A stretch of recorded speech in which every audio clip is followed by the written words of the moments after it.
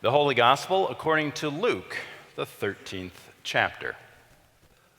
At that very hour, some Pharisees came and said to Jesus, "Get away from here, for Herod wants to kill you." He said to them, "Go and tell that fox for me. Listen, I am casting out demons and performing cures today and tomorrow, and on the third day I finish my work. Yet today, tomorrow, and the next day I must be on my way, because it is impossible for a prophet to be killed outside of Jerusalem.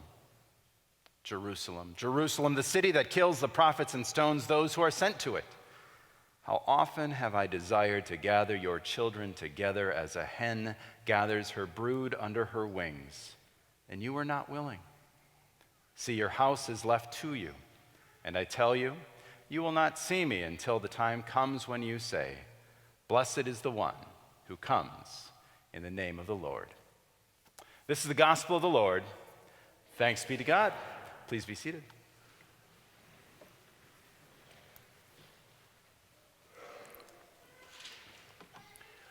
Well, as a way to cap off our worship series, All Creation Sings, today you are able to take part in a monumental event, something that you are going to want to tell your friends and neighbors, your family and coworkers about. Welcome to the first ever Lord of Life Animal Metaphors quiz. Woo! The crowd goes mild. So all right, here we go. We're going to see how well you know your animal metaphors. I'll offer the statement out loud. It'll be on the screen, and then just call out the answer if you think you know it. So if you're ready or not, here we go. So first, a person who stays up late in the evening or into the early morning hours. Night owl, you got it. And there is a night owl. All right, second one, consume excessive amounts of alcohol. I think I heard it out there, drink like a fish. Technically, that one's a simile, though.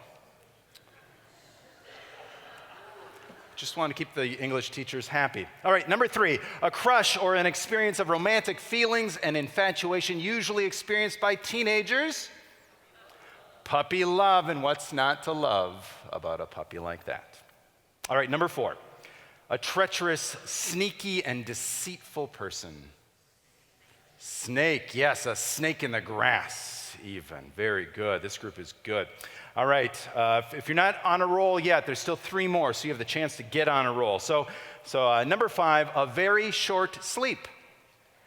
Catnap, yes, it's also what some of you do during the sermon. I'm just calling them like I see them. All right, second to last, a dangerous person who pretends to be harmless. This is a 2-in-1. Yes, a wolf in sheep's clothing. Well done. And the last one, willfully obstinate. Stubborn as a mule. You got it. Now, scoring today is on the honor system. Each correct answer you gave or had in mind, that was worth 1,000,000 points. And every incorrect answer you had was also worth 1,000,000 points. So go impress your friends with your score. But the point is that animals are so important to us that we know things about their nature well enough that we've incorporated animals into our language. Life is just more interesting all the way around with animals. Yet studies show that we are in the midst of the largest period of species extinction in the past 60 million years. Habitat destruction, exploitation, and climate change are threatening half of animal species. Lizards, insects, birds, cats, primates, whales, and so many other animals are threatened. But Proverbs 12, verse 10 says, "The righteous know the needs of their animals."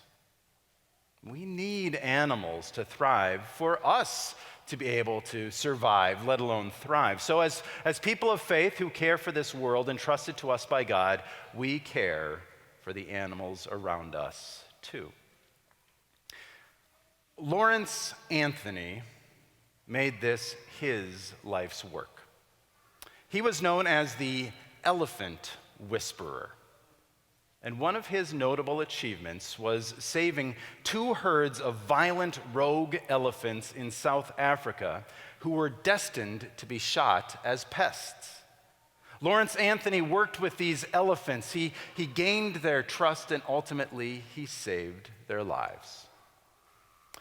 On March 2nd, 2012, however, Lawrence Anthony died of a heart attack at his family's rural compound on the expansive Thula Thula Game Reserve in South Africa. 3 days later, those 2 herds of elephants made a 12-hour journey to the Anthony family's home, a place they had not been in over a year and a half, as they somehow sensed the death of their friend and advocate. Now, elephants have long been known to mourn their dead. And Rabbi Leela Gal-Berner said this: "If there were ever a time when we can truly sense the wondrous interconnectedness of all beings, it is when we reflect on these elephants. A man's heart stops, and hundreds of elephants' hearts are grieving. This man's oh so abundantly loving heart offered healing to these elephants, and now they came to pay loving homage to their friend." It's a beautiful image of how we're all connected together in vast and various ways. And while Jesus didn't likely have any encounters with South African elephants on his earthly journey, he was aware both of the importance of animals and the power of metaphor. We heard that a group of Pharisees was concerned about Jesus' well-being, warning him that Herod Antipas, the Roman ruler of the region where Jesus lived, that Herod wanted to kill Jesus. And Jesus used an animal metaphor in response. "Go and tell that fox for me, listen, I am casting out demons and performing cures today, tomorrow, and on the 3rd day, I finish my work." Now, a fox is seen as sneaky, which is why we say someone is sly as a fox. It means that he's cunning and underhanded, willing to use anything to take advantage of a situation. It fits a politician like Herod. So there's this fox Herod that wants to kill Jesus. And Jesus then extends this metaphor as he laments about the people of Jerusalem. "How often have I desired to gather your children as a hen gathers her brood under her wings, and you were not willing." Herod is a fox. Jesus is a mother hen trying to protect and care for her chicks. And we all know that you do not want a fox in the hen house.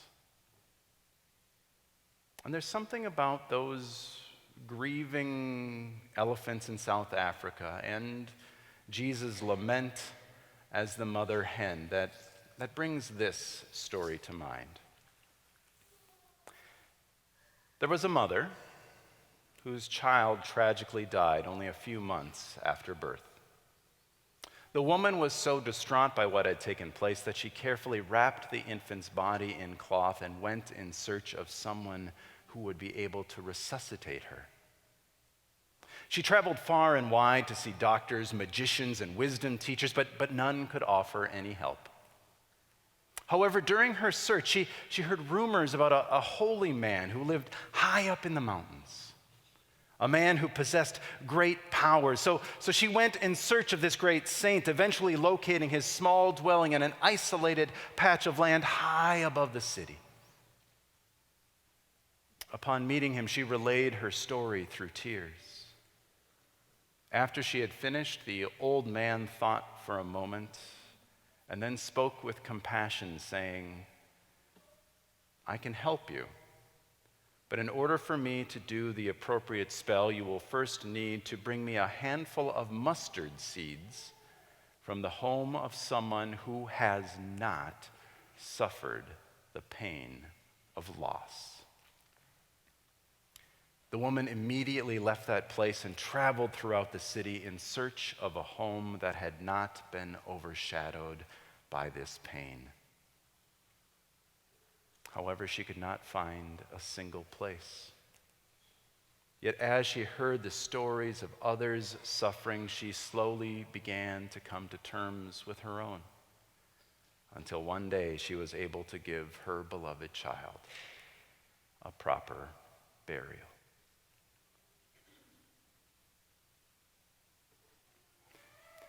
You see, there's something deeply and profoundly true about this interconnectedness of us all.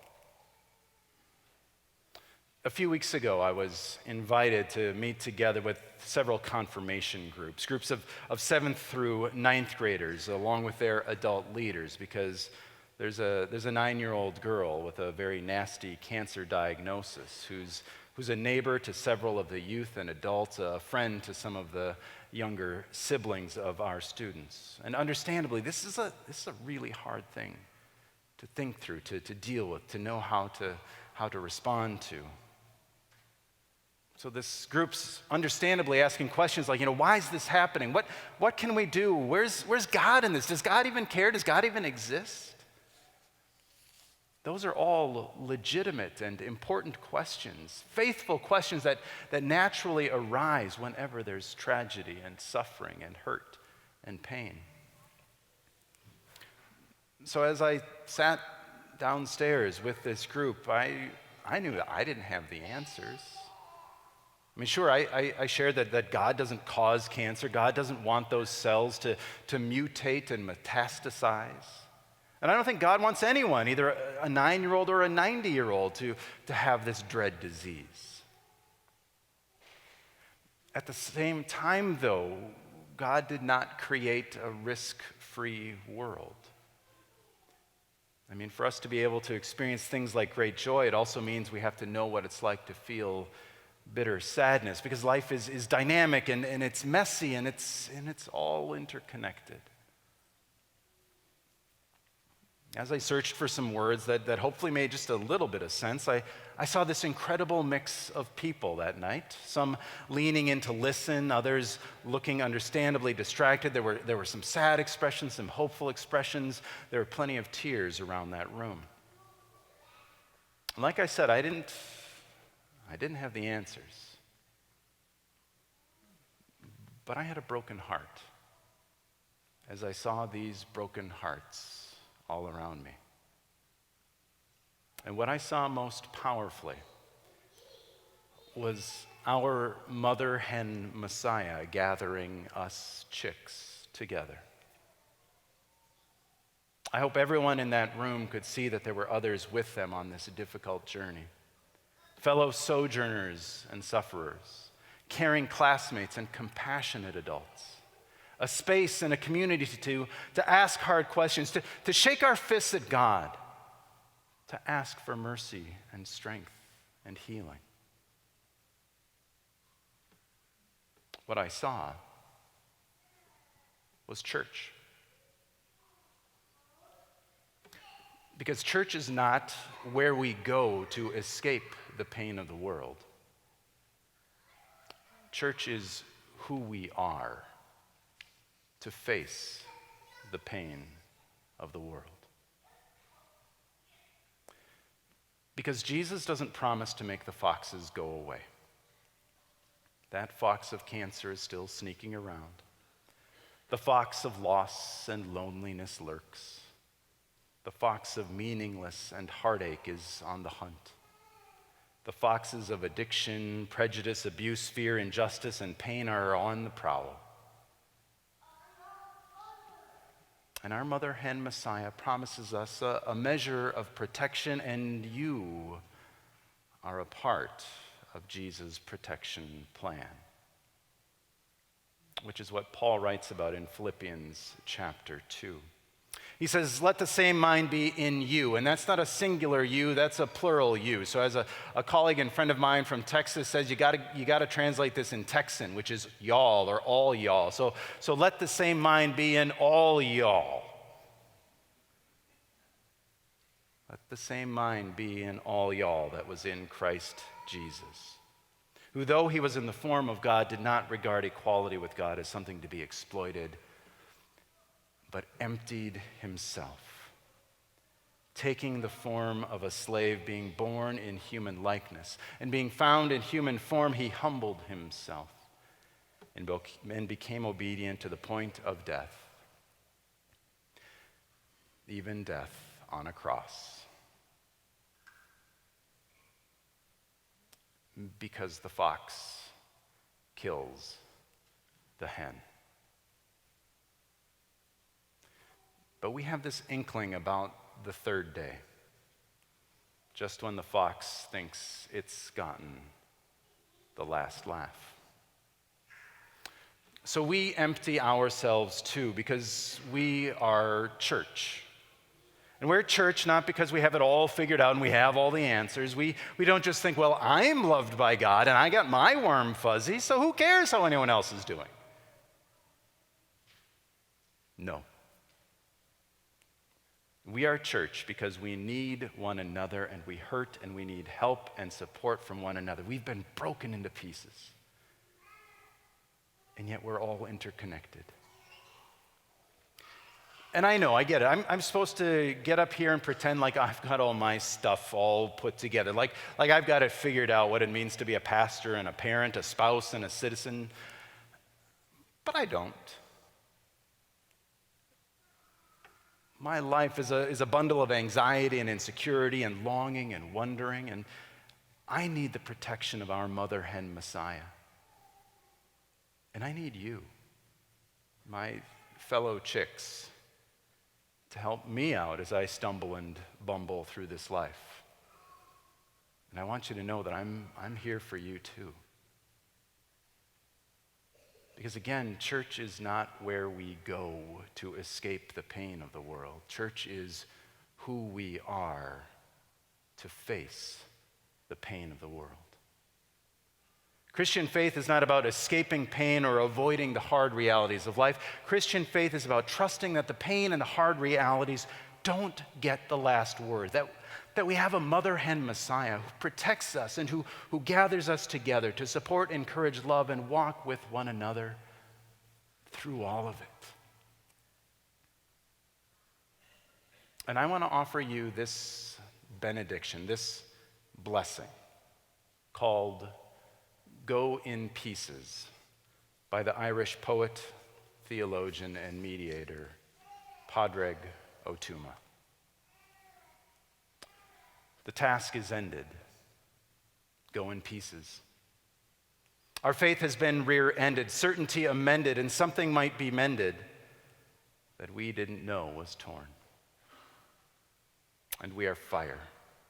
Bright, burning fire, turning from the higher places from which we fell, emptying ourselves into the hell in which we'll find our loving and beloved brother, mother, sister, father, friend.